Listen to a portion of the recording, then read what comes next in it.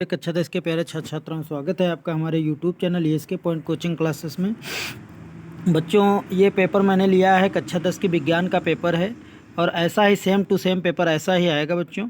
इसमें लिखा हुआ है बच्चों, यहाँ पे आप ध्यान दे सकते हैं, ये लिखा है कि खंड आ बा में आपका जो पार्ट है दो पार्टों में बांटा गया। आ बा में आ का मतलब होता है 20 नंबर का विकल्पी प्रश्न होगा, ठीक है। और जो 20 नंबर का विकल्पी प्रश्न होगा उसको भी 3 पार्टों में डिवाइड किया गया है। ये लिखा हुआ है बच्चों, यहाँ पे आप देख सकते हैं, यहाँ पे का खा गा में, यानी कि का खा गा 3 खंड में इसको विभाजित किया जाएगा 20 नंबर में। बाकी आपको यहाँ पे एक दिशा निर्देश और भी लिखा हुआ है कि प्रश्न पत्र को बहुविकल्पी प्रश्न है जिसमें सही विकल्प का चुनाव कर OMR सीट पे जो आप खंड में होंगे वो 20 नंबर में होंगे, उनको सही से मतलब बाल ब्लैक पेन से या नीले पेन से भरना होता है, ठीक है बच्चों। आगे हम बढ़ते हैं बच्चों। आगे दिया हुआ है बच्चों, कह रहा है कि खंड आ दिया हुआ है, ठीक है। खंड आ दिया है बहुविकल्पी प्रश्न का खंड का तो ये कहता है 2 पृष्ठों से घिरा हुआ कोई पारदर्शी माध्यम जिसका एक या दोनों पृष्ठ गोली होते हैं वो क्या कहलाता है, ठीक है बच्चों। तो इसका जो उत्तर होगा वो हमारा गोली लेंस हो जाएगा। क्यों? क्योंकि दर्पण में क्या होता है बच्चों, एक पृष्ठ जो होता है उस पर पालिश की जाती है, ठीक है। तो इसलिए गोली दर्पण हो नहीं सकता क्योंकि पारदर्शी है, त्रिज्या हो नहीं सकती, समतल दर्पण हो नहीं सकता है क्योंकि दोनों पारदर्शी माध्यम है, इसलिए गोली लेंस सही है बच्चों, ठीक है। फिर आगे हम आते हैं बच्चों, लिखा है दंत विशेषज्ञ मरीजों के दांतों का बड़ा प्रतिबिंब देखने के लिए किस दर्पण का उपयोग करते हैं। तो इसमें जो सही ऑप्शन है बच्चों वो ए है, अवतल दर्पण। अवतल दर्पण का दंत विशेषज्ञ उपयोग करते हैं, ठीक है बच्चों। फिर आगे हम बढ़ते हैं बच्चों। फिर लिखा हुआ है हमारा, कहता है किसी उत्तल लेंस में 2f और अनंत के बीच कोई बिंब मीन्स होता है वस्तु रखा जाए तो इसका प्रतिबिंब कैसा बनता है। तो इसका जो सही आंसर है बच्चों वो है वास्तविक, उल्टा और छोटा।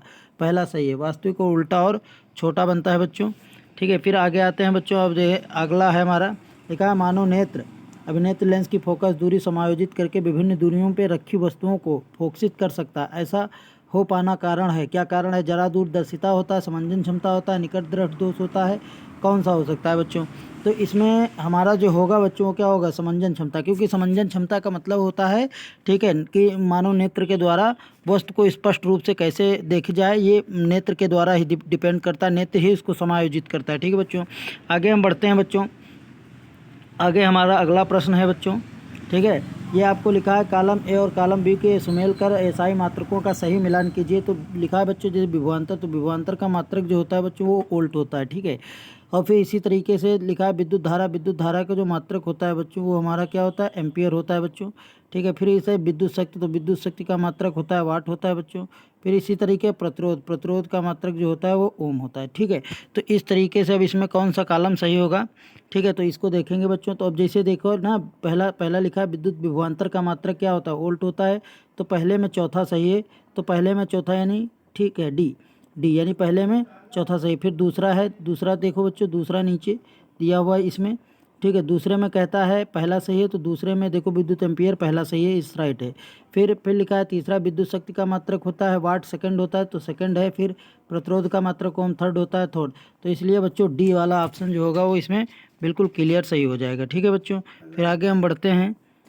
अब इसमें बच्चों दिया है एक सवाल हमारा, दिया है कि 2 चालक तार जिनके पदार्थ लंबाई तथा व्यास समान है किसी विद्युत परिपथ में पहले श्रेणी क्रम में फिर पार्श्व क्रम में संयोजित किए गए हैं। तो श्रेणी क्रम और पार्श्व क्रम में संयोजन का तुल्य प्रतिरोध क्या होता है। जिससे बच्चों इसमें मान लेते हैं कि 2 प्रतिरोध होते हैं, R1 R2 हो जाते हैं, ठीक है। तो श्रेणी क्रम में जो होता है प्रतिरोधों का संयोजन हो जाएगा वो हमारा 2R हो जाएगा, यानी कि 2 गुना हो जाएगा, ठीक है। तो इस आधार पे हमारा जो ऑप्शन जाएगा वो बच्चों सी के साथ जाना चाहिए, ठीक है। फिर आगे हम बढ़ते हैं बच्चों। फिर लिखा है किसी विद्युत धारावाही सीधे लंबे धारावाही प्रणालिका के भीतर चुंबकीय क्षेत्र कैसा होता है, शून्य होता है या इसके सिरों के बीच, मतलब जो सिरों के बीच की ओर जाने पर घटता है, उसके सिरों की ओर जाने पर बढ़ता है, ठीक है। तो बच्चों इसका ऑप्शन जो होगा वो हमारा सी इज़ राइट होगा, ठीक है बच्चों। तो फिजिक्स का ये था पार्ट, केमिस्ट्री का पार्ट आगे आप देख सकते हैं। आपको कैसा लगा वीडियो आप लोग हमें कमेंट में बताएं। ओके बच्चों, धन्यवाद।